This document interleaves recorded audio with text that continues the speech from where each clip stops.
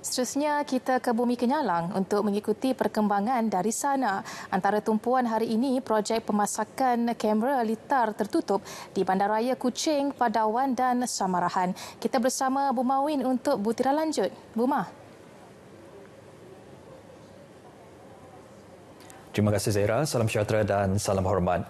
Projek pemasangan 800 kamera litar tertutup CCTV di 200 kawasan melibatkan Bandaraya Kuching, Padawan dan Samarahan dijangka bermula dalam tempoh suku awal pertama tahun ini. Menteri Kerajaan Tempatan dan Perumahan Datuk Seri Dr. Sim Kui Hian berkata, proses buka tender projek kerjasama dengan Lembaga Multimedia Sarawak itu akan dibuat pada penghujung bulan ini.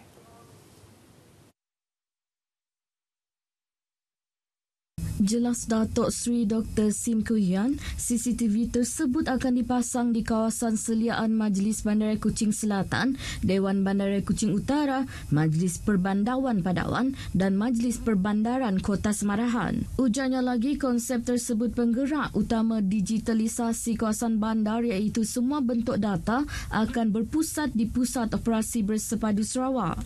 Ia merupakan pusat untuk agenda ekonomi digital Sarawak termasuk pusat CCTV kawasan bandar, CCTV lampu isyarat dan isyarat kawasan banjir. Beliau memberitahu demikian kepada pemberita di Batu Kawah Kuching. Dalam perkembangan berkaitan, beliau akan berbincang bersama Triniken Sarawak Berhad dan Jabatan Pengairan dan Saliran untuk turut serta dalam agenda ekonomi digital dan menggunakan aplikasi pintar terutama dalam jadual pemungutan sampah dan memantau isyarat banjir. Jelasnya ia merupakan aspirasi agenda ekonomi digital Ketua Menteri Datuk Patinggi Abang Joharidun Openg untuk mempercepat pertumbuhan ekonomi Sarawak melalui konsep bandar pintar sekaligus meningkat kualiti hidup penduduk bandar dari segi pencegahan jenayah dan vandalisme serta amaran banjir. Kesemua 22 unit stesen telemetri yang terletak di kawasan Tadahan Sungai Sarawak berfungsi dengan baik. Menteri Pengangkutan Datuk Lee Kim Shin berkata telemetri berkenaan berfungsi untuk memberi amaran awal kepada penduduk yang tinggal di kawasan berisiko banjir dengan mengaktifkan sistem pengera dari jarak jauh di bilik kawalan baraj apabila berlakunya kenaikan air secara berterusan sehingga mencapai tahap risiko berlakunya banjir. Bagaimanapun, stesen tersebut yang mula dibina sejak 23 tahun lepas dicadangkan untuk dinaik taraf supaya berfungsi dengan lebih efektif dan efisien dalam mengawal risiko banjir pada masa akan datang.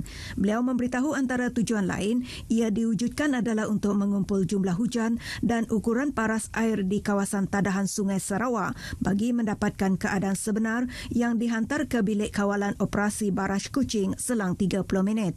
Ini penting kepada operator di Baraj Kuching dalam membuat keputusan dan tindakan yang perlu diambil bagi menentukan masa pembukaan shiplock dan jumlah air yang perlu disalir ke laut. Dalam pada itu, Datuk Lee turut mengarahkan Lembaga Sungai-Sungai Sarawak LSS untuk mengadakan lebih banyak program dan kempen kesedaran terutamanya mengenai fungsi stesen telemetri kepada penduduk yang tinggal di sekitar kawasan lokasi stesen telemetri tersebut. Datuk Lee menyatakan demikian dalam satu kenyataan media hari ini. Kenyataan media itu dikeluarkan susulan lawatan kerja beliau ke stesen telemetri Senawan Bau Kuching semalam yang bertujuan untuk membuat tinjauan serta melihat fungsi dan operasi stesen berkenaan. Pasukan Gerakan Am PGA Batalion 10 telah melakukan serbuan di Nanga Lupus Kenawit kerana disyaki menjalankan aktiviti pembalakan secara haram. Komander PGA Brigade Sarawak SAC Manca Atta memberitahu serbuan menerusi operasi libas yang dilakukan semalam itu telah merampas barangan bernilai lebih RM550,000. Dalam satu kenyataan, SAC Manca mendedahkan hasil pemeriksaan menemukan 300 tan kayu balak pelbagai saiz, 3 buah jengkaut, sebuah generator dan sebuah mesin pam air. Selain itu, 2 orang lelaki warga negara tempatan turut ditahan.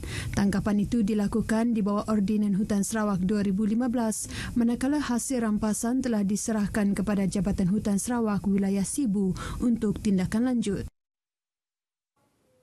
Baik, sekian berita wilayah dari Sarawak. Kembali bersama Zaira di Angkasa Puri. Silakan Zaira. Baik, terima kasih Buma. Lintas langsung dari Johor tertumpu kepada usaha menyalurkan bantuan makanan dan keperluan asas kepada penduduk